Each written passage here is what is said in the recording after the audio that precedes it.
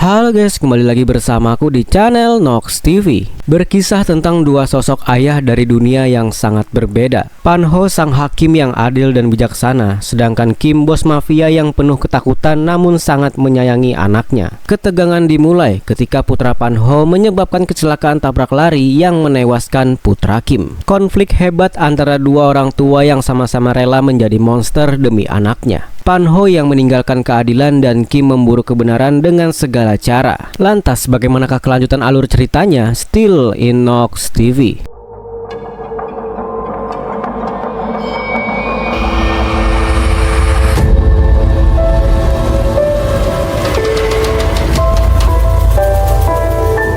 Seorang pria terlihat keluar dari sel penjara di lapangan. Ia mulai berolahraga walaupun umurnya sudah 50-an, ia masih bugar dan sehat. Sementara di belakangnya kepala sipir mengikutinya, berlari dengan nafas terengah-engah. Kepala sipir itu membungkuk hormat padahal pria ini adalah napi. Pria itu mendapat telepon dari anak lelakinya yang baru dibelikan motor baru. Pemuda itu sangat senang dan mengucapkan terima kasih kepada ayahnya. Sementara itu beralih di sebuah rumah, seorang pria kira-kira berumur 50-an juga baru saja bangun dari tidurnya. Dia bernama Pan Ho, seorang hakim. Saat ini ia sedang menangani kasus kematian 6 orang pekerja bangunan. Ia lalu mendatangi TKP. Terlihat sebuah apartemen yang sedang dibangun. Pembangunan apartemen itu disayangkan telah memakan 6 orang korban. Beralih ke sebuah tempat pemakaman. Pemuda bernama Hoyong adalah anak dari Pan Ho. Ia sedang berziarah ke makam ibunya. Dari sana ia pulang naik mobil. Ia tampak habis menangis dan asmanya terlihat kambuh. Cara menyetirnya jadi tidak fokus. Sementara itu, pemuda tadi yang baru saja diberikan motor oleh ayahnya sedang mengebut mengendarai motornya. Lalu terjadilah kecelakaan. Naas antara Hoyong dan si pemotor itu dengan asma yang masih kambuh. Hoyong keluar dari mobil untuk melihat orang yang tadi ia tabrak. Keadaannya mengenaskan.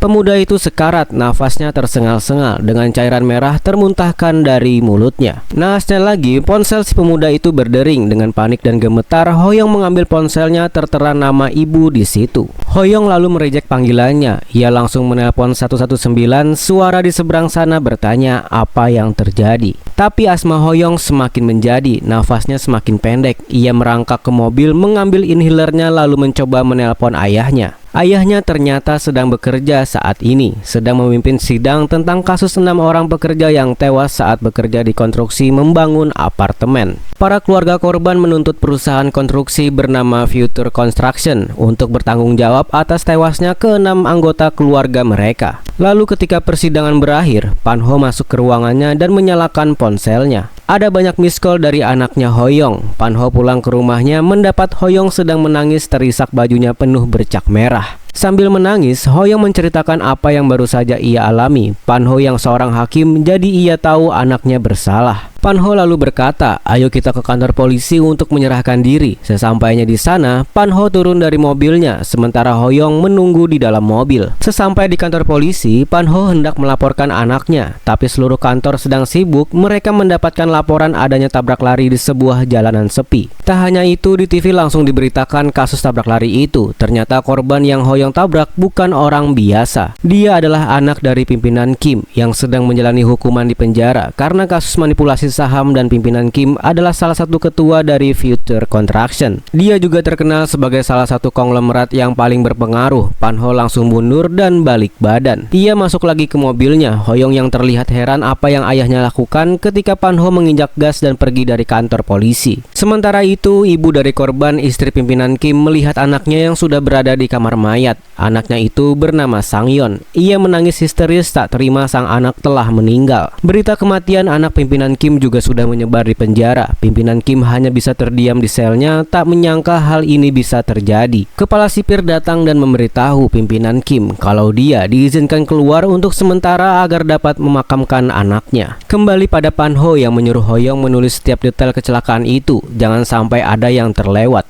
Sementara Pan Ho akan menghilangkan bukti. Mobil yang dipakai Hoyong terlihat penyok dan lampu depannya pecah. Pan Ho mulai membersihkan serpihan berkas tabrakan. Ia juga membuang pakaian Hoyong yang terkena noda darah. Tetangga dan orang di kantor sempat heran pada Pan Ho. Tak biasanya ia siang-siang begini sudah berada di rumah. Pan Ho beralasan hari ini adalah peringatan mendiang istrinya. Ia kemudian membuang pakaian Hoyong ke sebuah truk sampah. Setelah itu ia mendatangi bengkel untuk mencari lampu depan mobil Hoyong. Ia kembali ke rumah dan membongkar sendiri jadi lampu itu menggantinya dengan yang baru. Beralih pada pimpinan Kim, dia mendatangi jasad anaknya yang sudah tidak bernyawa. Petugas di sana membacakan laporan tentang kejadian kecelakaan. Tabrakan terjadi sekitar pukul 7.30 pagi. Pelaku melarikan diri sedangkan korban baru ditemukan oleh seorang wanita sekitar pukul 8 masih dalam keadaan hidup. Wanita itu langsung menghubungi ambulan dan membawa korban ke rumah sakit. Tetapi di rumah sakit sempat dilakukan operasi tapi korban tidak bisa diselamatkan. Korban akhirnya meninggal. Petugas itu kemudian menyalakan rekaman ketika ponsel Sang-yeon sempat menghubungi 119.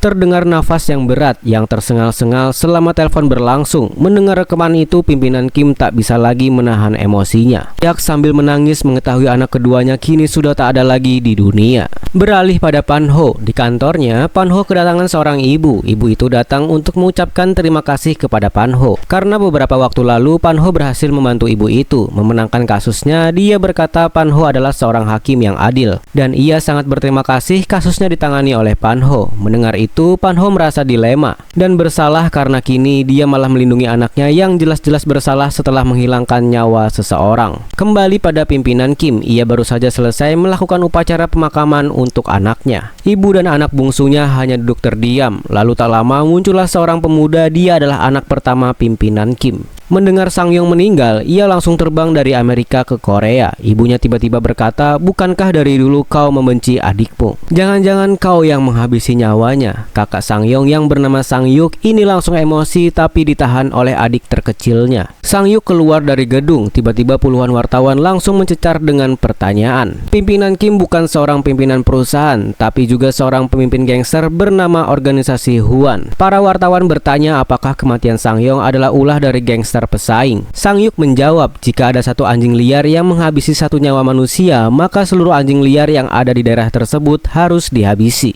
Beralih pada Pan-ho. Malam itu Pan-ho datang ke kamar Hoyong dan terlihat ia sudah mencatat semua detail kecelakaan itu. Pan-ho berkata, aku akan melindungimu. Besoknya pagi-pagi sekali seorang pria mendatangi rumah Pan-ho lalu tiba-tiba mencokel mobil Hoyong dan mencurinya. Ternyata itu adalah siasat Pan-ho. Ia sengaja meminta seseorang mencuri mobil Hoyong untuk menghilangkan barang bukti. Beralih pada Sang-yuk. Di hari hujan ia mendatangi sebuah kawasan terpencil. Ia masuk ke sebuah restoran. Di sana seorang wanita sedang makan. Wanita ini bernama Mion. Dia adalah ketua dari organisasi bernama Budu. Budu adalah rival geng Hwan. Sang-yuk curiga orang dari Budulah yang menabrak adiknya. Tapi Mion mengelak dan berkata, aku tak bodoh jika aku menghabisi nyawa anak pimpinan Kim yang ada kami yang akan musnah. Sang-yuk lalu berkata, temukan siapa pelakunya. Jika tidak, aku akan menganggap organisasi kalianlah pelakunya. Sementara itu pimpinan Kim masih berada di rumah pemakaman mendengarkan lagi rekaman dari ponsel anaknya ketika menelpon 119.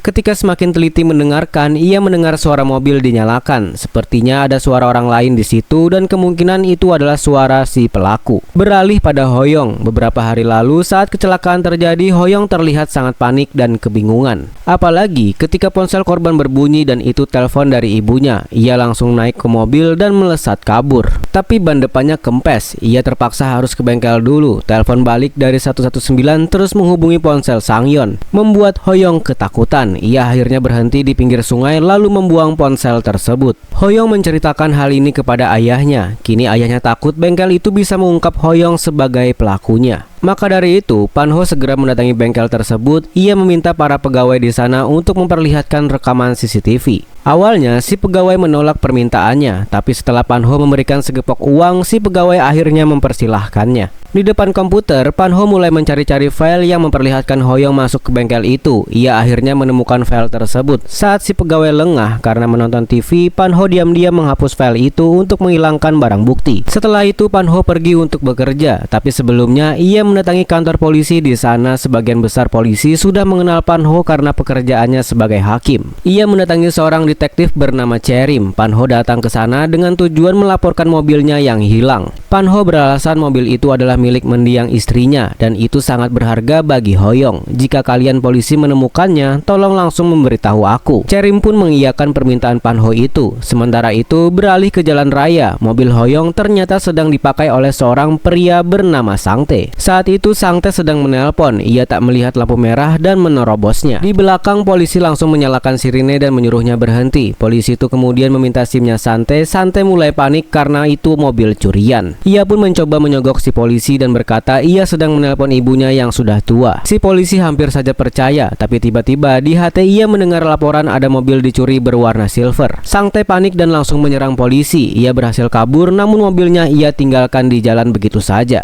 Malam harinya Pan Ho dan Hoyong makan malam bersama. Hoyong masih diliputi rasa bersalah. Ia juga berkata, gara-gara aku, kini ayah juga jadi melakukan kejahatan. Ia menangis karena ia tahu selama ini ayahnya dikenal sebagai hakim yang adil dan punya reputasi baik. Tiba-tiba bel rumah berbunyi. Ternyata itu adalah Cherim memberitahu kalau mobil yang tadi siang Pan Ho laporkan hilang sudah ditemukan. Mereka segera mendatangi kantor polisi. Pan Ho berkata ia akan langsung mengambil mobilnya, tapi ternyata banyak kempes. Pan Ho pun meminta mobil derek untuk mengangkutnya. Namun polisi menemukan di sela ban dalam mobil ada sesuatu. Ternyata itu serpihan bemper motor. Kasus tabrak lari yang menewaskan anak pimpinan Kim yang sedang naik motor langsung mengemuka lagi. Jangan-jangan mobil ini ada kaitannya. Pan Ho kini ditanyai kapan mobil ini dicuri. Pan Ho menjawab kira-kira malam tanggal 7 April karena tanggal 8-nya ia melihat mobilnya sudah tidak ada di depan rumah. Kecelakaan tabrak lari itu terjadi di tanggal 8. Jadi Pan Ho bermaksud membangun alibi. Jika mobil itu dicurigai sebagai mobil yang menabrak anak pimpinan Kim, maka si pencurilah yang menjadi pelakunya. Cherim juga menanyakan Hoyong karena Hoyong yang paling sering menggunakan mobil itu. Pan Ho sudah melatih Hoyong kira-kira harus menjawab apa jika ditanyai si polisi. Hoyong menjawab pertanyaan Cherim sesuai dengan apa yang Pan Ho suruh. Akhirnya Cherim selesai menanyakan mereka dan pergi dari sana. Sementara itu, Sang-yeon kini ada di kremasi ibunya, menangis histeris melihat perlahan-lahan anaknya itu masuk ke tempat pembakaran. Setelah kremasi selesai, abunya disimpan di rumah pemakaman. Pimpinan Kim tampak sangat terpukul. Keluar dari sana puluhan wartawan sudah menunggu mereka untuk meminta pernyataan mereka, tapi tak ada satupun yang meladeni para wartawan tersebut. Lalu suatu hari pimpinan Kim sedang ada di mobil sambil mendengarkan rekaman suara dari ponsel Sang-yeon. Supirnya berkata, bukankah menyakitkan mendengar nafas anakmu? Pimpinan Kim menjawab, itu bukan suara nafas anakku.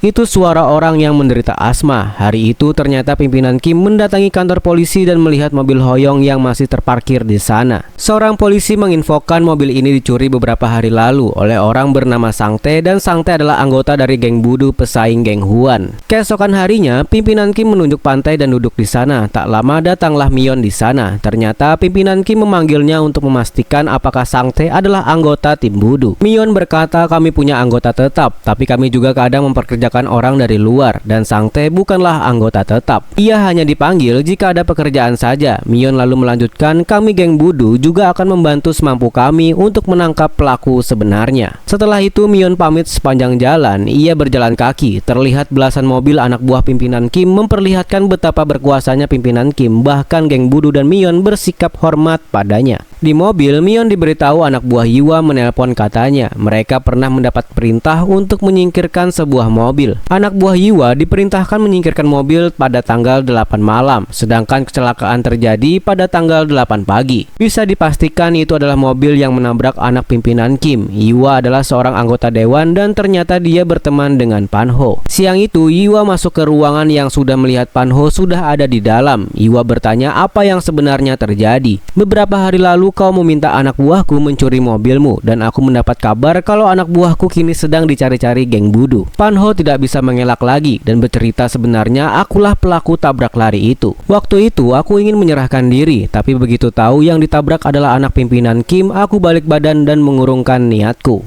Mendengar cerita itu, kini Yiwa juga terseret dalam masalah ini. Yiwa lalu berkata ada satu cara yang bisa kita lakukan. Kita kirim Sang Tae ke Asia Tenggara agar ia tak bisa ditangkap. Dengan begitu para geng Budu dan pimpinan Kim tidak akan bisa menemukannya dan kasus ini pun tidak akan terungkap. Sementara itu seorang gadis muda terlihat mengunjungi makam Sang-yeon. Dia adalah anak bungsu pimpinan Kim, adik Sang-yeon bernama Eun. Ketika ia keluar, isakannya belum bisa berhenti. Seseorang kemudian menawarkan sapu tangannya, ternyata dia adalah Hoyong. Melihat Hoyong yang seumuran dengan kakaknya, En tak kuasa lagi menahan air matanya dan menangis sekencang-kencangnya. Kembali pada Pan Ho di ruangan, ia mencari-cari sebuah berkas nama Sangte, sepertinya tidak asing di telinganya. Ternyata Sangte adalah anak dari ibu yang waktu itu mendatangi Pan Ho yang saat itu datang bersama cucunya. Kini Pan Ho kembali merasa dilema. Waktu itu ia mendapatkan ucapan terima kasih dari ibu itu karena membantu menyelesaikan kasusnya, tapi kini ia harus menyingkirkan Sangte, anak dari ibu itu. Bahkan Sangte masih punya anak yang masih kecil, tapi tak diduga sebuah ledakan terjadi. Rumah ibu itu terbakar. Pan Ho berlari menemukan ibu itu sudah dilalap api, tapi ia masih hidup. Ibu itu menuju ke rumahnya, cucunya masih ada di dalam. Tiba-tiba terjadi ledakan lagi, orang-orang mulai berkerumun. Pan Ho bergegas mencari alat pemadam dan mulai memadamkan api di sana. Seorang tetangga ingin menyelamatkan cucu ibu tersebut, tapi api berkobar terlalu besar. Tak lama kemudian, para polisi dan petugas pemadam datang. Cherim langsung mengevakuasi TKP. Pan Ho terlihat bersembunyi. Ia tak ingin kehadirannya justru menimbulkan kecurigaan. Pimpinan Kim langsung diberitahu soal kebakaran yang menewaskan ibu dan anak Sangte ini. Yiwa menemui Pan Ho dan ia berkata ini mungkin ulah pimpinan Kim untuk memancing Sangte keluar. Kini tewasnya ibu dan anaknya Sangte, jelas Sangte tak akan tinggal diam dan tampaknya rencana Pan Ho untuk mengirim Sangte ke Asia Tenggara tidak akan bisa dilakukan. Dari sana, Yiwa menemui Mion, ketua dari geng Budu. Mereka ternyata sudah saling kenal dan kini mereka mencari cara untuk menyelesaikan masalah ini. Jika saja Sangte tidak menerobos lampu merah waktu itu, maka masalah ini tidak akan terjadi. Yiwa berkata kalian selesaikanlah masalah ini, lalu ia pun pergi. Sementara itu jasad ibu dan anak Sangte kini dibawa ke rumah sakit. Satu-satunya yang masih tersisa adalah anak pertama Sangte yang bernama Lee. Ia menangis di kamar mandi karena dua orang yang disayanginya kini telah tiada. Beralih pada Pan Ho, ketika pulang dari kerja, Pan Ho menerima panggilan dari nomor tak dikenal. Penelpon itu lalu mengirim artikel tentang kecelakaan anak pimpinan Kim dan Pan Ho seolah berkata, aku tahu kau ada kaitannya dengan kecelakaan itu. Sementara itu di kamarnya, Hoyong sedang video call dengan En, anak bungsu pimpinan Kim. Ternyata sejak mereka bertemu di pemakaman, mereka terus menjalin hubungan. Malam itu mereka janjian untuk bertemu di sebuah bar. Di sana mereka cukup akrab, saling menyapa, dan seorang bartender memfoto mereka berdua karena menurutnya mereka pasangan serasi. Lalu beralih pada Sang Yuk. Di jalanan sepi, ia mendatangi seorang pria. Pria ini beberapa kali pernah bekerja untuk geng Huan dan kini Sang Yuk menyuruhnya untuk mencari keberadaan Sangte dengan imbalan 1 tas uang. Sementara itu pimpinan Kim diam-diam mencari tahu riwayat kesehatan Sangte. Ternyata ia tidak mempunyai asma. Sementara ia dengar di rekaman ponsel anaknya terdengar nafas tersengal karena sebuah asma. Lalu pimpinan Kim menyimpulkan Sangte bukanlah pelakunya. Di rekaman itu juga terdengar alarm ban kempes. Jadi kemungkinan si pelaku kabur tapi mampir ke bengkel untuk memperbaiki bannya. Pimpinan Kim akan menelusuri bengkel di sekitar TKP. Ia datang ke sana bersama para anak buahnya. Mereka langsung merasak masuk dan memeriksa rekaman CCTV. Pimpinan Kim diberitahu file 8 April ternyata hilang. Ada seseorang yang menghapusnya. Ia memeriksa hari ketika file itu hilang. Ternyata ada satu pria datang ke sana. Kata si pegawai, pria itu berusia 50-an dan terlihat terhormat. Pimpinan Kim sudah menemukan banyak petunjuk. Kini ia tinggal mencari siapa pemilik mobil yang dicuri oleh Sangte. Beralih di markas geng Budu. Ternyata anak Sangte ada di sana dan sedang menelpon Sangte. Dan ternyata orang yang disuruh oleh Sang Yuk juga ada di situ. Mendengar percakapan mereka, setelah itu pemuda itu menelpon Sang Yuk dan memberitahu kalau Sangte dan anaknya besok akan bertemu di suatu tempat. Sang Yuk juga kini meminta pistol dari si pria itu. Sepertinya Sang Yuk akan melakukan hal yang berbahaya. Beralih pada Pan Ho yang mencoba untuk tidur, tapi hingga pagi ia tidak bisa memejamkan matanya. Dia pun keluar dari kamarnya, tapi tiba-tiba bel rumah berbunyi. Ternyata Sangte ada di situ. Ia berkata, aku harus memberitahumu sesuatu. Pan Ho membuka pintu rumahnya dan Sangte langsung masuk. Ia memakan roti yang ada di meja dengan lahap, membuat Pan Ho hanya bisa terdiam. Selesai makan, Sangte berkata, gara-gara kau keluargaku kini tewas. Aku tidak akan memperbanyak masalah. Aku akan kabur bersama anak pertamaku ke Kamboja. Kau transfer uang dengan harga yang pantas, maka aku akan pergi, ucap Sangte sambil memberikan nomor rekeningnya. Setelah itu Sangte langsung pergi. Beralih pada Cherim, ia sedang berada di TKP kebakaran. Menurut ahli forensik, kebakaran itu disengaja ada seseorang yang melakukannya. Cherim langsung mencurigai pimpinan Kim. Sementara itu pimpinan Kim sudah tahu pemilik mobil yang menabrak anaknya adalah milik Pan Ho. Namun tak lama Cherim datang ke ke kantor pimpinan Kim. Ia bertanya, "Apa kau tahu sesuatu tentang kebakaran yang terjadi baru-baru ini?" Pimpinan Kim menjawab kalau ia tidak mengetahuinya. Setelah Cherim pergi, pimpinan Kim datang kembali ke bengkel kemarin dan bertanya pada pegawainya menunjukkan foto Pan-ho. Pegawai itu mengiyakan dialah yang datang waktu itu. Untuk melihat rekaman CCTV, kini semua sudah jelas bahwa Pan-ho lah pelakunya. Sementara itu, hari itu Pan-ho mendatangi Yiwa sambil membawa satu tas penuh uang. Ia berkata, "Transferkan uang ini pada Sang-te. Anak buahmu pasti sudah terbiasa melakukan hal ini, maka ditransferlah uang senilai 5 miliar pada Sang-te." Sang-te kemudian menelpon Myon. Myon akan membantu Sang-te kabur ke Kamboja malam ini lewat jalur laut. Akhirnya malam itu anak buah Myon mengantar anaknya Sang-te ke pelabuhan. Mereka menunggu Sang-te datang, tapi ketika Sang-te datang, para anak buah Myon malah bersiap menyerang Sang-te. Sang-te lalu menyuruh anaknya kabur sambil memberikan tas tersebut. Sang-te langsung menghadapi anak buah Myon sendirian, tapi 1 lawan 3. Sang-te tidak mampu menghadapinya, ia pun ditusuk berkali-kali. Ketika Sang-te terpojok, tiba-tiba muncul tembakan dari belakang. Ternyata Sang-yuk muncul menghabisi mereka. Sang-yuk melihat Sang-te, kemudian ia juga menembaknya. Tindakannya memang brutal, ia menghabisi orang-orang yang ia curigai sebagai pelaku yang menghabisi nyawa adiknya. Sementara itu, Lee bersembunyi di kegelapan. Ia merekam apa yang terjadi pada ayahnya, lalu beralih pada Pan-ho. Malam itu, ia baru pulang kerja, sebuah panggilan nomor tak dikenal muncul lagi terus menelpon ia. Pan-ho yang merasa terganggu dan mengangkatnya. Suara pria terdengar. Pria itu adalah salah satu montir di bengkel waktu itu. Ia curiga ketika melihat Hoyong seperti ketakutan. Ia pun mengikuti Hoyong dan melihat Hoyong membuang sebuah ponsel. Lalu tak lama ia melihat berita sebuah kecelakaan tabrak lari terjadi tak jauh dari tempat bengkelnya. Pria itu langsung mengerti orang yang tadi ke bengkel adalah pelakunya. Kini pria itu memeras Pan-ho dan berkata, "Berikan aku uang yang pantas atau aku akan sebarkan apa yang kulihat waktu itu." Keesokan harinya di pelabuhan, para polisi sudah datang dan mengevakuasi tempat itu. Ditemukan jasad Sang-te dan 3 orang yang diketahui sebagai anggota geng Budu. Berita ini segera sampai ke telinga Myon dan juga pada pimpinan Kim. Pimpinan Kim segera mendatangi Myon untuk meminta penjelasan. Di markasnya, Myon menjelaskan, "Sebenarnya malam itu kami mencoba untuk menghabisi Sang-te, tapi kami tak menyangka anak buah kami juga akan ikut tewas." Myon melanjutkan, "Aku sudah menemukan petunjuk dari peluru yang bersarang di tubuh anggotanya yang tewas." Seorang pria tiba-tiba diseret masuk, ternyata dia adalah suruhan Sang-yuk waktu itu. Orang itu berkata, "Sang-yuk memberiku perintah untuk memberikannya pistol padanya, dan peledakan menewaskan keluarga Sang-te adalah perintah dari istri pimpinan Kim." Kini pimpinan Kim terpojok. Anak dan istrinya ternyata ikut membalas dendam tanpa sepengetahuannya, membuat situasi semakin kacau. Sementara itu beralih pada Lee. Ia terlihat menelpon seseorang. Ia menunggu orang itu di sebuah kafe. Ternyata yang ditunggu adalah Cherim. Ternyata Lee meminta perlindungan pada polisi karena kini seluruh keluarganya telah tewas. Lee juga memperlihatkan rekaman kejadian tadi malam. Cherim kemudian memperlihatkan rekaman itu pada Pan-ho. Terlihat jelas Sang-yuk anak pertama pimpinan Kim menembak Sang-te. Cherim berkata, "Kini sudah jelas pimpinan Kim bermaksud membalas dendam pada Sang-te." Kemudian beralih pada pimpinan Kim. Diam-diam ia mendatangi rumah Pan-ho. Di rumah sedang tidak ada siapa-siapa. Ia masuk ke rumah Pan-ho dan melihat ke dalam. Ia sempat memeriksa kamar Hoyong. Di antara buku-buku terselip foto Hoyong dan Eun ketika di bar waktu itu. Tapi untungnya pimpinan Kim tak melihat foto itu. Pimpinan Kim duduk di sofa ruang tengah lalu merokok. Sementara itu di bandara ternyata Sang-yuk berniat pergi kembali ke Amerika. Ketika petugas bandara memeriksa paspornya, ternyata ada larangan untuk Sang-yuk untuk terbang. Sang-yuk sudah mulai curiga, jangan-jangan dirinya dalam masalah. Tak lama muncullah beberapa petugas keamanan membuat Sang-yuk makin panik. Ia langsung berlari menghindari mereka. Sang-yuk hampir saja tertangkap, tapi akhirnya ia bisa lolos. Berita ini sampai ke telinga pimpinan Kim. Jelas Sang-yuk dilarang terbang. Itu artinya pihak kepolisian sudah tahu kalau Sang-yuk lah pelaku yang menghabisi Sang-te. Pimpinan Kim kini sudah kembali ke rumahnya. Ia kini mendatangi asisten istrinya yang disuruh untuk meledakkan keluarga Sang-te. Pimpinan Kim bertanya, "Apa istriku yang menyuruhmu?" Belum sempat ia menjawab, tembakan langsung bersarang di kepalanya. Sementara itu Sang-yuk kini masih mencoba untuk pergi. Setelah gagal tak bisa terbang, ia mencoba untuk jalur laut.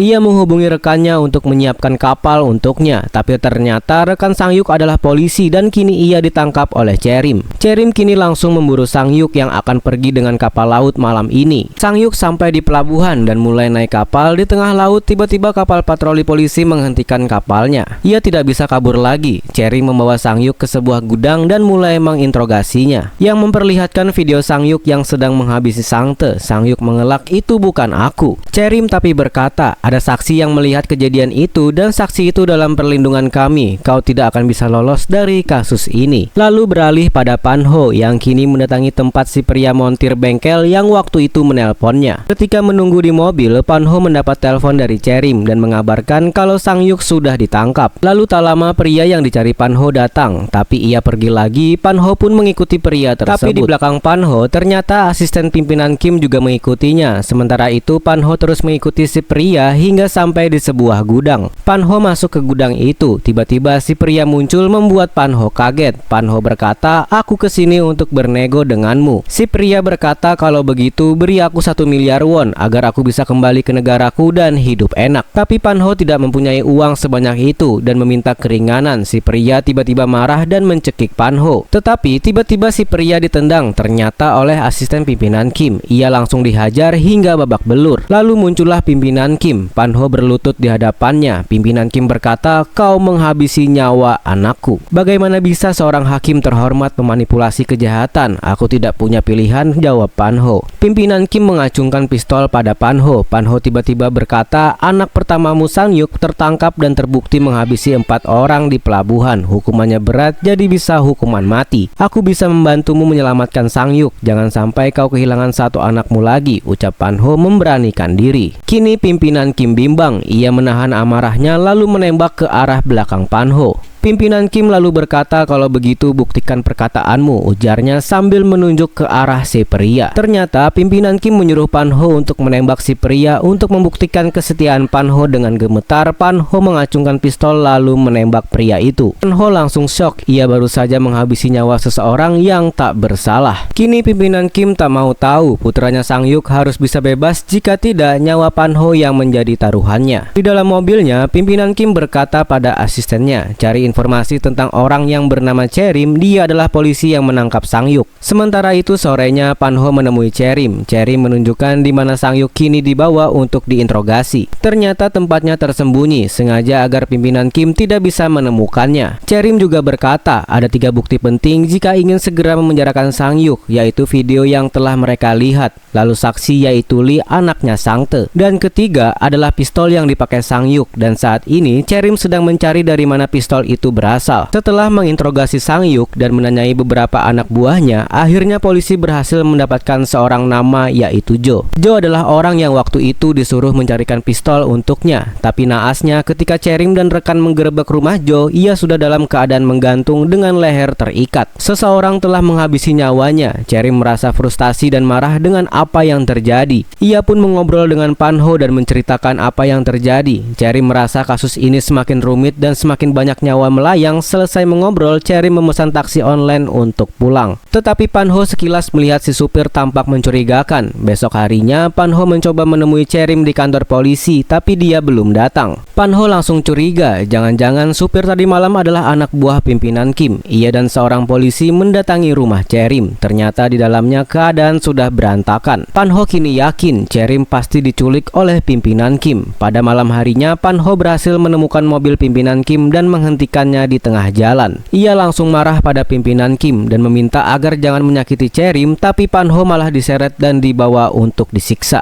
Pimpinan Kim sengaja melakukan ini untuk memperlihatkan betapa berkuasanya dirinya. Tak ada satu orang pun yang boleh seenaknya mengatur dirinya. Tapi Panho belum menyerah. Ia kini mulai menemui Yiwa dan menceritakan apa yang terjadi belakangan ini. Bahwa pimpinan Kim sudah tahu kalau Panho adalah pelaku kasus tabrak lari anaknya. Yiwa punya rencana untuk balik menyerang pimpinan Kim, mengontak pihak kejaksaan untuk membantunya. Seorang jaksa bernama Jaksa Kang akan datang ke kantor polisi dari sana. Jaksa Kang mendatangi sebuah rumah yang ternyata itu adalah rumah pimpinan Kim. Jaksa Kang adalah jaksa yang membuat pimpinan Kim dipenjara beberapa tahun lalu, dan kali ini Jaksa Kang menemui pimpinan Kim lagi. Jaksa Kang berkata, "Aku sudah tahu tentang kasus anakmu yang baru-baru ini." Jaksa Kang memperingatkan, "Bisa saja kali ini aku menjebloskanmu lagi ke penjara." Setelah itu ia pulang sedang naik taksi, tapi supirnya tiba-tiba berkata ada yang ingin bertemu denganmu. Ternyata Jaksa Kang dibawa ke markas Budu. Ia bertemu dengan Mion. Jaksa Kang penasaran untuk apa ia datang ke sana. Mion berkata, aku mempunyai info berharga tentang istri pimpinan Kim. Ia adalah pelaku dari ledakan dan kebakaran yang menewaskan keluarga Sangte beberapa waktu lalu. Dengan info ini, Jaksa Kang akan menangkap istri pimpinan Kim. Sementara itu di rumahnya, asisten pimpinan Kim memberikan beberapa foto. Terlihat foto Pan-ho bersama Yiwa. Yiwa bersama Jaksa Kang bersama Mion. Ternyata mereka semua saling bekerja sama. Lalu keesokan harinya, Jaksa Kang mendatangi rumah pimpinan Kim, membawa surat penangkapan untuk menangkap istrinya dengan tuduhan peledakan dan pembakaran yang menewaskan keluarga Sangte. Pimpinan Kim segera menemui Pan-ho dan meminta penjelasan bagaimana bisa istrinya tertangkap, apa jangan-jangan ini bagian dari rencanamu. Pan-ho hanya terdiam. Sementara itu istri pimpinan Kim bersikap tenang dan santai, seolah ia tahu suaminya pasti akan membantunya melepaskannya dari sana. Jaksa Kang mencoba mengintimidasinya. Dengan bukti video terlihat seorang pria menerima telepon seperti menerima perintah dari seorang wanita. Tapi bukti video itu tidak kuat. Tidak ada bukti kalau istri pimpinan Kim langsung terlibat. Sementara itu, Pan-ho sudah beberapa hari merasa selalu diikuti oleh anak buah pimpinan Kim. Siang itu, dia membahas kasus istri pimpinan Kim bersama rekan-rekannya. Di berkasnya terlihat kurangnya bukti untuk mendakwa istri pimpinan Kim. Waktu istirahat siang, Pan-ho mendatangi tempat gym untuk berolahraga. Lalu muncullah asisten pimpinan Kim untuk menyampaikan pesan kenapa istri pimpinan Kim belum juga dibebaskan. Pan-ho sampai diancam dan dihajar. Pan-ho berkata, aku harus mengulur waktu, jika dia langsung dibebaskan, maka aku akan terlihat memihak pimpinan Kim. Dan akan timbul kecurigaan dari seluruh pihak persidangan. Akhirnya, ketika Pan-ho merasa waktunya tepat, istri pimpinan Kim dibebaskan. Di suatu siang dengan alasan kurangnya bukti. Tak lama setelah itu Pan-ho datang lagi ke gym, tapi tak lama ia keluar memakai hoodie. Anak buah pimpinan Kim terkecok. Ia pikir itu adalah orang lain. Pan-ho berlari naik ke sebuah taksi. Ternyata ia akan pergi ke suatu tempat. Di sebuah tempat di pinggir pantai, ia masuk ke sebuah restoran. Ternyata sudah menunggu Mion di sana. Mereka membicarakan cara agar terlepas dari ancaman pimpinan Kim. Pan-ho berkata sebentar lagi dia akan menjadi kepala staf politik Istana Kepresidenan, dan itu salah satu jabatan tertinggi. Pan-ho melanjutkan, jika itu bisa dia dapatkan, maka dia akan punya perlindungan langsung dari presiden dan tidak akan takut lagi pada pimpinan Kim. Lalu keuntungan untuk Mion, geng budunya akan mendapat dukungan dan perlindungan juga dari Pan-ho. Tak lama muncullah Yiwa. Yiwa berkata ia sudah berbicara kepada Dewan Kepresidenan. Jalan Pan-ho sebagai kepala staf politik di sana berjalan dengan lancar. Tapi diam-diam di luar seseorang sudah mengikuti Yiwa dari tadi. Ia memfoto pintu ruangan dan sepatu-sepatunya. Foto itu lalu dikirim kepada pimpinan Kim. Malam harinya Pan-ho baru saja pulang ke rumah. Tak disangka pimpinan Kim sudah duduk di dalamnya. Kemana saja kau pergi hari ini? Tanyanya pada Pan-ho. Pan-ho hanya terdiam. Lalu tak lama datanglah Hoyong yang baru pulang dari kuliahnya. Hoyong melihat pimpinan Kim untuk pertama kalinya. Ia juga terdiam. Pimpinan Kim lalu berjalan pergi, tapi di teras ia melihat sepatu Pan-ho. Sepatu yang sama yang dia dapat fotonya dari anak buahnya tadi siang. Pimpinan Kim langsung paham Pan-ho, Mion, dan Yiwa bersekongkol untuk melawannya. Malam itu, sebuah keputusan dari pimpinan Kim membuat ketiga orang itu ketakutan setengah mati. Para anak buah pimpinan Kim diperintahkan untuk mengobrak-abrik daerah kekuasaan geng Budu. Beranggotakan geng Budu yang ada di sana langsung dihajar habis-habisan. Mereka tidak siap dengan serangan tiba-tiba ini, membuat anggota geng Budu langsung tumbang. Tak jauh dari situ, Mion baru sadar dan melihat daerah kekuasaannya terbakar. Mion paham ini pasti ulah pimpinan Kim. Sementara itu, Yiwa diancam dengan diculik dan dipukuli oleh asisten pimpinan Kim. Ia lalu menelpon Pan-ho dan berkata kalau rekanmu Yiwa dalam keadaan sekarat.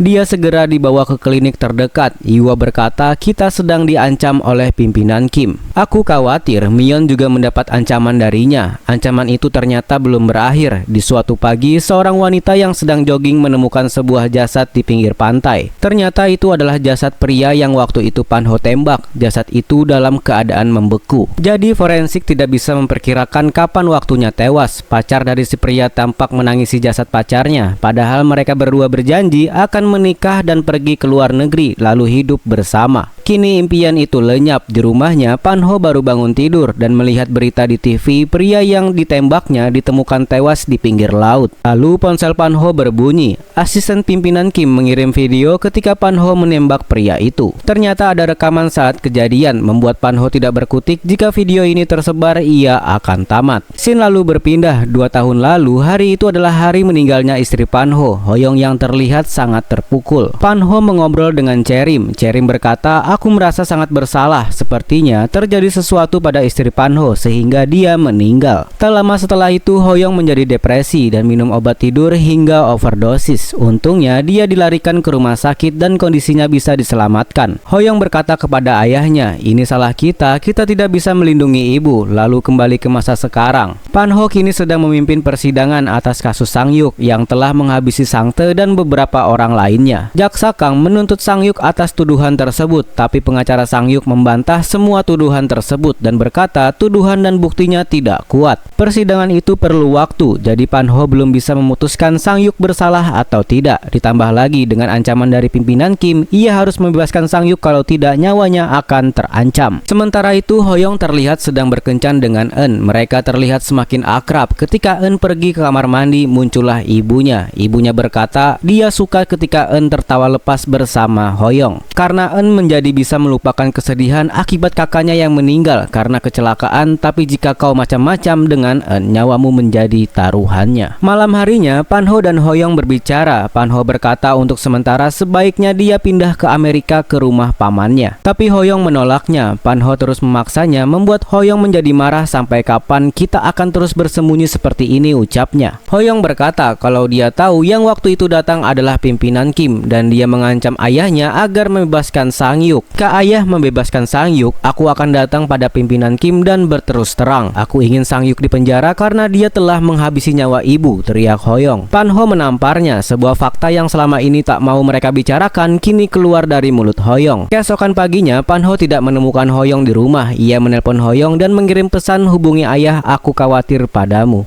Pan-ho naik taksi dan pergi bekerja, tapi ternyata supir taksinya adalah Mion. Mion berkata kemungkinan pimpinan Kim mulai main kasar. Bisa saja suatu hari nanti nyawanya yang akan melayang. Mion menyarankan pada Pan-ho untuk memenjarakan Sang-yuk dan juga istri pimpinan Kim, sementara dia akan mengobrak-abrik gengnya. Hari itu persidangan Sang-yuk kembali digelar. Kali ini seorang saksi didatangkan, tapi bukan anak Sang-tae. Ternyata ada satu pemuda yang melihat kejadian waktu itu, tapi ketika pemuda itu disuruh melihat video dan melihat wajah Sang-yuk, pemuda itu berkata, "Aku tidak bisa memastikan apakah Sang-yuk pelakunya karena keadaannya saat itu sangat gelap." Hal itu tidak bisa diterima. Pan-ho sebagai hakim bertanya di mana Cherim sekarang. Jaksa Kang menjawab Cherim kini menghilang. Persidangan hari itu membuat peluang Sang-yuk untuk bebas semakin besar. Lalu malam harinya, Pan-ho ditelepon asisten pimpinan Kim. Ia diminta datang ke sebuah taman. Di sana sudah ada pimpinan Kim. Ternyata dia melihat Hoyong dan Eun sedang berduaan di sebuah minimarket. Pan-ho juga terkejut. Ia tidak menyangka hal ini bisa terjadi. Ia langsung berlutut dan berkata, "Tolong jangan libatkan anakku. Aku akan pastikan Sang-yuk bebas dan anakku Hoyong kupastikan tidak akan menemui Eun lagi." Setelah itu, Pan-ho menemui Hoyong mengajaknya untuk pulang. Hoyong sadar hubungannya dengan Eun bisa memperumit masalah. Akhirnya, ketika mereka sampai di rumah, Hoyong memeluk ayahnya dan meminta maaf.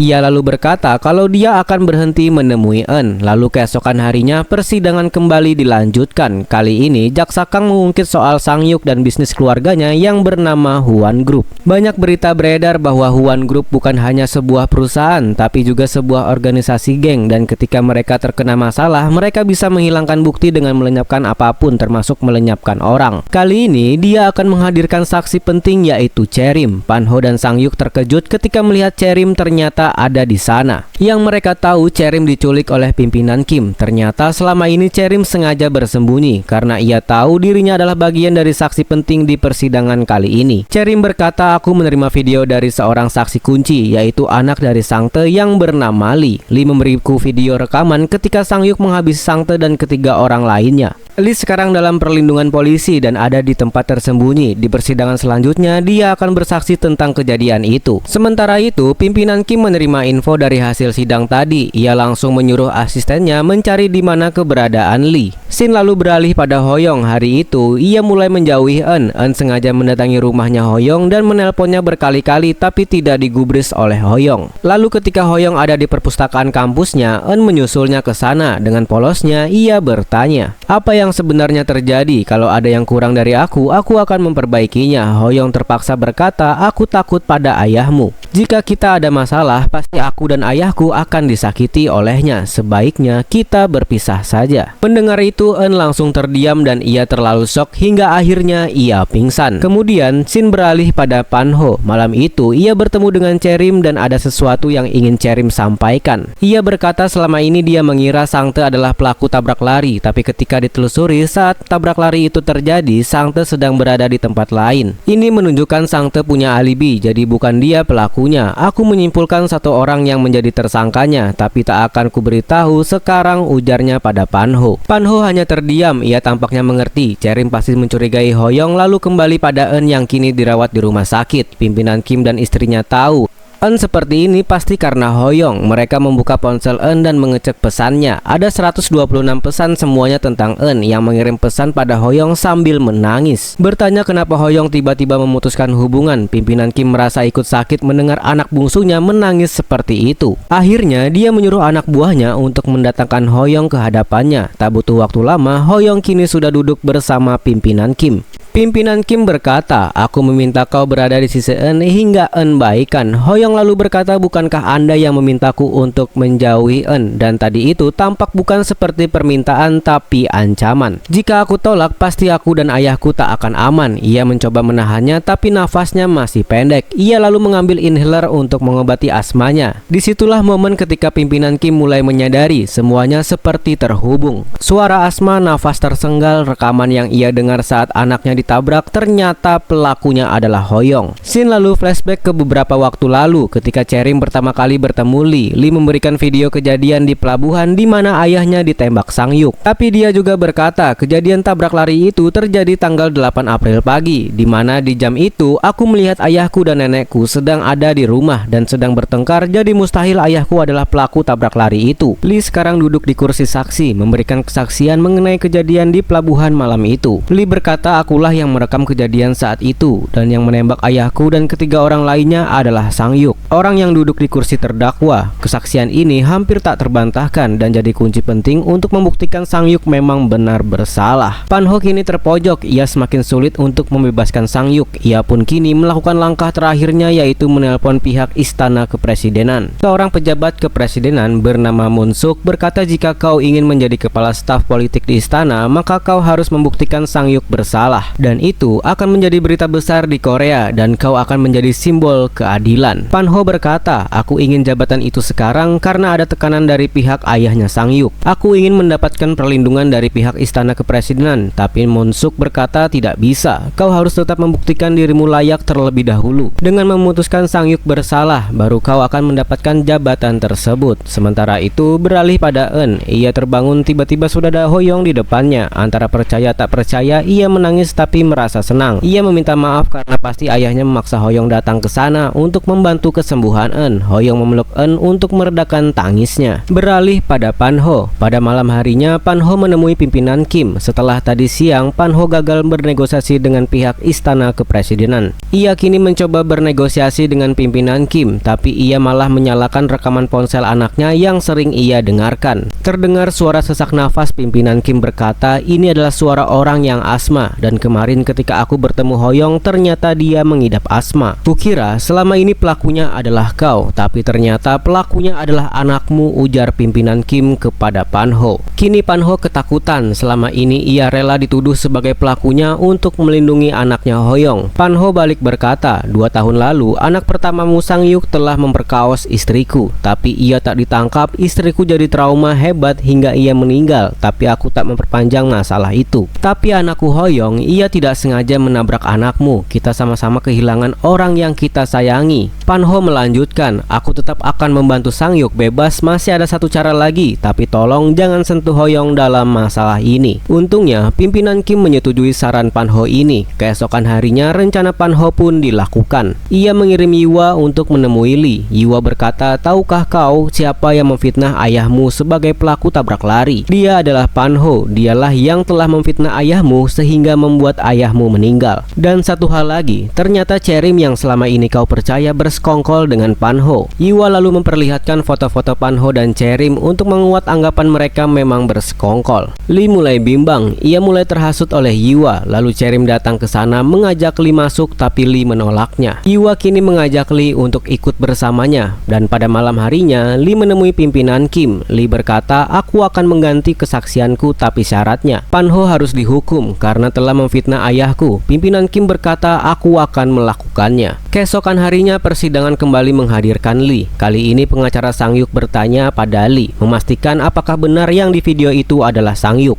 Kali ini Lee berkata, aku tidak yakin karena kondisinya gelap. Aku waktu itu berkata dia adalah Sang-yuk karena geng Huan. Gengnya Sang-yuk rumornya adalah pelaku yang membakar rumahku hingga nenek dan adikku meninggal. Itu juga karena diberitahu oleh Cherim. Pengacara Sang-yuk lalu berkata kepada hakim, sementara ini Lee tinggal bersama Cherim dan Jaksa Kang dengan alasan keamanan. Tapi bukankah Lee bisa jadi dipengaruhi oleh mereka berdua? Ditambah lagi, Cherim dan Jaksa Kang mempunyai riwayat pernah menangkap pimpinan Kim dan Sang-yuk beberapa tahun lalu, tapi mereka gagal. Artinya, ada indikasi mereka menggunakan Lee agar bisa menang di persidangan kali ini karena ada alasan balas dendam. Kini persidangan jadi berbalik memihak Sang-yuk. Ini semua adalah rencana Pan-ho dan semuanya berjalan lancar. Selesai persidangan, Cherim dan Jaksa Kang terlihat kecewa karena sepertinya hasil persidangan akan membebaskan Sang-yuk. Tapi Cherim berkata masih ada satu cara lagi, dan ini adalah cara terkotor yang akan aku lakukan. Malam harinya Cherim menelpon Pan-ho meminta untuk bertemu. Mereka mengobrol di sebuah restoran. Cherim berkata, aku mempunyai bukti dan saksi kalau kecelakaan tabrak lari itu disengaja, bahkan sudah direncanakan jauh-jauh hari oleh Hoyong. Jadi ini bukanlah kasus ketidaksengajaan, melainkan kasus pembunuhan berencana. Beberapa waktu sebelumnya Cherim ternyata mendatangi rumah pacarnya si pria yang ditemukan tewas di pinggir pantai yang ditembak Pan-ho. Ia mulai bercerita 6 bulan lalu seorang pemuda bernama Hoyong berkenalan dengan kami. Awalnya ia berkata hanya ingin berteman, tapi ketika makin akrab, Hoyong memberikan uang 5 juta won pada kami dan berkata tolong membuntuti seseorang dan laporkan semua kegiatannya padaku. Orang yang kami buntuti adalah anak kedua pimpinan Kim. Lalu suatu malam di kafe, anak pimpinan Kim itu mengobrol tentang kakaknya yang pernah memperkaos istri seorang hakim. Tapi ia berhasil bebas, pengadilan melepaskannya. Teman-temannya berkata betapa hebatnya keluargamu. Hoyong yang mendengar cerita ini membuatnya murka. Akhirnya di suatu pagi, tepat ketika anak kedua pimpinan Kim mendapat motor baru, ia membuntutinya lalu menabraknya. Jadi kecelakaan itu bukanlah kebetulan, semuanya sudah direncanakan Hoyong. Pan-ho yang mendengar cerita Cherim itu dan terdiam, ia kemudian pergi sebentar dan menelpon asisten pimpinan Kim. Ia berkata ada satu polisi bernama Cherim yang mengancamku agar jangan melepaskan Sang-yuk. Aku minta kau bereskan dia. Lalu keesokan paginya Pan-ho berangkat kerja dan akan memimpin persidangan. Tiba-tiba ia mendapat telepon dari Mion. Mion berkata, apa kau tahu semalam anakmu mendatangi anak buahku dan meminta dicarikan sebuah pistol. Pan-ho terkejut, ternyata Hoyong akan bertindak gegabah lagi.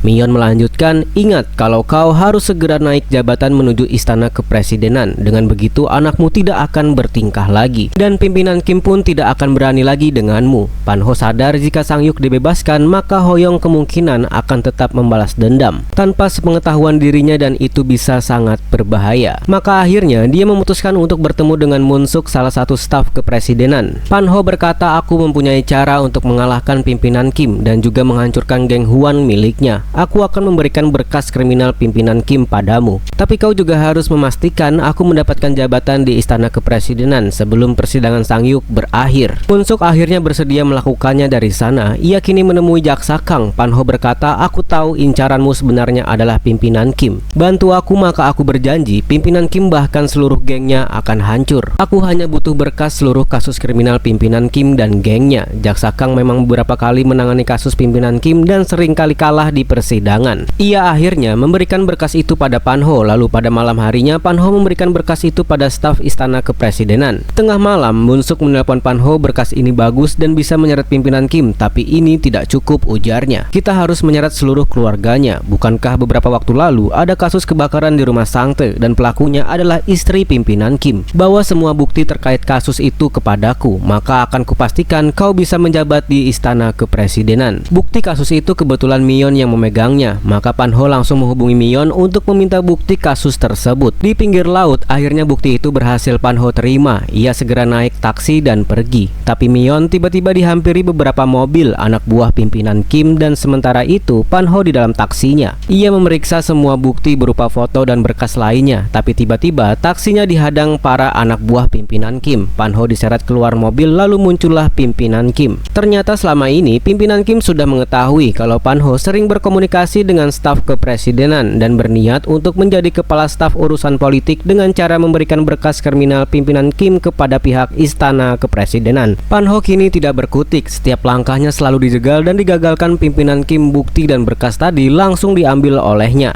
Pan Ho kini hanya bisa berlutut dan memohon, aku akan menanggung semua kesalahan ini, ujarnya. Sebenarnya di awal tabrakan itu terjadi, Ho Yong sudah bersedia untuk menyerahkan dirinya ke polisi, jelasnya. Tapi ketika aku tahu yang ditabrak adalah anak pimpinan Kim, aku menjadi takut. Akulah penyebab semua ini terjadi. Pan Ho lalu memohon agar Ho Yong jangan sampai disakiti, namun pimpinan Kim mengacuhkannya lalu pergi dari tempat itu. Sementara itu nasib Mion sangat tragis. Ia kini dibawa untuk dieksekusi. Ia dimasukkan ke dalam tong lalu adukan semen dimasukkan ke dalam tong itu. Mion akan dihabisi dengan cara disemen. Pagi harinya adalah pagi di mana Pan Ho akan memberikan keputusan sebagai hakim apakah Sang Yuk bersalah atau tidak. Jaksa Kang dan pengacara Sang Yuk masing-masing memberikan keterangan terakhir sebelum Pan Ho membacakan putusannya. Lalu di saat yang bersamaan di pagi itu, sebuah mobil milik Cherim terlihat ditemukan tercebur ke laut. Ternyata waktu itu Pan Ho meminta asisten pimpinan Kim untuk menghabisi Cherim. Kembali ke persidangan, Pan Ho akhirnya memutuskan Sang Yuk tidak bersalah karena kurangnya bukti dan lemahnya saksi. Ho Yong yang menyaksikan ayahnya membacakan putusan itu tampak marah. Dendamnya masih membara pada keluarga pimpinan Kim, terutama pada Sang Yuk. Ia melihat dari kejauhan Sang Yuk diwawancarai berlaga seolah dirinya tidak bersalah. Lalu tiba-tiba muncullah seorang pria mendatangi Ho Yong. Ia berkata, aku tahu kau dendam pada Sang Yuk, ujarnya sambil memberikan sebuah kantung di dalamnya yang terdapat sebuah pistol. Tepat saat itu juga Eun menelponnya, mengajaknya makan malam merayakan kebebasan kakaknya. Sementara itu, pimpinan Kim mendapat kiriman video detik-detik sebelum Mion dieksekusi. Mion berkata, apa kau tahu ini semua belum berakhir. Tabrak lari itu sebenarnya adalah pembunuhan yang sudah direncanakan. Pelakunya tidak akan berhenti hingga dendamnya terbalaskan. Pimpinan Kim selesai menonton video itu dan merasa cemas. Asistennya berkata, kami sudah menelusuri tentang Ho Yong dan ternyata dia memang pernah bertemu dengan seorang pria bernama Tira dan pacarnya. Dan mereka sudah mengawasi keluarga Anda selama 6 bulan. Dia memang berniat menghabisi nyawa anak Anda dan kini orang yang telah menghabisi nyawa anaknya itu ada di depan matanya. Eun mengundang Ho Yong untuk makan bersama. Pimpinan Kim menelpon Pan Ho dan berkata, aku sudah tahu kejadian yang sebenarnya kalau Ho Yong sengaja menabrak anakku hingga tewas. Dan kini dia ada di rumahku bersama dengan putriku. Apa sebenarnya tujuan anakmu ini? Pan Ho berkata, tolong jangan sakitin anakku. Aku akan menjemputnya dan membawanya pergi. Sementara itu, tidak lama datanglah Sang Yuk. Ia baru pertama kali melihat Ho Yong dan menganggapnya seorang pemuda biasa. Tapi emosi Ho Yong tiba-tiba memuncak. Orang yang telah memperkaos ibunya kini ada di hadapannya. Ia ingin segera menghabisi nyawa Sang Yuk saat itu juga, tapi ia berhasil menahan emosinya. Ketika Ho Yong ke kamar mandi, ia menyembunyikan pistolnya di pinggangnya. Lalu ia bergabung dengan keluarga Eun untuk makan bersama. Istri pimpinan Kim mendapat telepon. Ia pun menjauh dulu dan menerima teleponnya. Telepon itu dari Jaksa Kang dan ia berkata, kematian anak keduamu itu bukanlah kecelakaan tapi disengaja. Ada orang yang sudah 6 bulan merencanakan untuk menghabisi nyawanya dan dia adalah Ho Yong. Istri pimpinan Kim baru tahu soal ini dan ia sangat syok. Orang yang telah menghabisi anaknya kini ada di dalam rumahnya. Kembali ke ruang makan, Sang Yuk mengajak Ho Yong mengobrol dan bertanya apa kita pernah bertemu sebelumnya. Ho Yong mulai tersulut lagi emosinya. Dia berkata, kita pernah bertemu 2 tahun lalu. Saat itu kau baru diinterogasi karena kasus memperkaos seorang wanita. Tapi karena kau dari keluarga Kim, kau bisa dengan mudah bebas. Wanita itu depresi hingga akhirnya dia menghabisi nyawanya sendiri. Nama wanita itu adalah Eun-ye dan dia adalah ibuku. Pimpinan Kim mencoba menghentikan Ho-young, tapi Sang-hyuk memperparah situasi dengan cueknya dia berkata. Ho-young marah dan berkata, bagaimana bisa kau tidak ingat kejadian yang membuat ibuku menderita hingga akhirnya ia mati. Ho-young langsung mengambil pistol di pinggangnya dan mengarahkannya pada Sang-hyuk. Eun yang paling terlihat syok, ia menangis dan mencoba menenangkan Ho-young dan bahkan mengarahkan pistol Ho-young ke dirinya sendiri. Sementara itu di luar, Pan-ho baru saja sampai, langsung mencoba masuk. Tiba-tiba terdengar suara tembakan dari dalam rumah. Terlihat Sang-hyuk tertembak di bahu, tapi ternyata Ho-young juga tertembak di perut oleh istri pimpinan Kim yang muncul dari belakang. Ho-young langsung mencoba menembaknya lagi, tapi ia langsung ditembak bertubi-tubi. Ia langsung jatuh terkapar. Asisten pimpinan Kim mengambil pistol dari tangan istri pimpinan Kim. Eun yang gemetar hebat perlahan mendekati Ho-young. Dengan nafas pendek, Ho-young meminta maaf kepada Eun. Muncullah Pan-ho yang melihat anaknya kini sudah tidak bernyawa. Pan-ho terlihat syok, ia tak marah, ia juga tak menangis, bahkan dia tidak tahu harus melakukan apa. Melihat Ho-young yang sudah tidak bergerak, para polisi segera datang dan mengamankan situasi. Kejadian itu langsung diinterogasi oleh polisi yang menembak Ho-young sebenarnya adalah istri pimpinan Kim. Tapi asistennya pimpinan Kim mengaku bahwa dialah yang menembak. Dia sengaja menghapus jari istri pimpinan Kim dan membuat dirinya bersalah. Beberapa waktu setelah kejadian itu, pemakaman Ho-young pun dilakukan. Pan-ho hanya bisa duduk terdiam. Lalu Jaksa Kang muncul dan mengobrol sebentar dengannya, lalu ia pergi lagi. Abu kremasi Ho-young kini akan ditebar ke laut. Eun datang dan menyampaikan ucapan terakhirnya. Di antara semua kejadian ini, Eun adalah orang yang tidak bersalah, tapi ia ikut terseret menjadi bagian tragedi yang mengenaskan ini. Di suatu malam, ketika orang tua Eun mengira dia sudah tertidur, ia bangun lalu tiba-tiba mengambil obat tidur yang dia punya dan memakannya sekaligus. Pimpinan Kim terkejut mendengar suara berdebum dari kamar anaknya itu. Ia ke kamar Eun melihat anaknya sudah tidak sadarkan diri. Eun dilarikan ke rumah sakit. Hasil pemeriksaan, Eun overdosis obat dan perlu waktu lama untuk ia bisa pulih. Waktu pun berlalu. Di suatu hari, pimpinan Kim sedang menyendiri di tepi pantai. Lalu datanglah Pan-ho ke sana. Mereka mengobrol tentang kejadian yang selama ini terjadi. Pimpinan Kim bertanya, apa kau masih akan membalas dendam padaku? Pan-ho menjawab, aku tidak akan melakukannya dan cukup sudah. Aku akan bertobat atas apa yang sudah aku perbuat. Pimpinan Kim kemudian bangkit dari duduknya lalu ia pergi dan film pun selesai.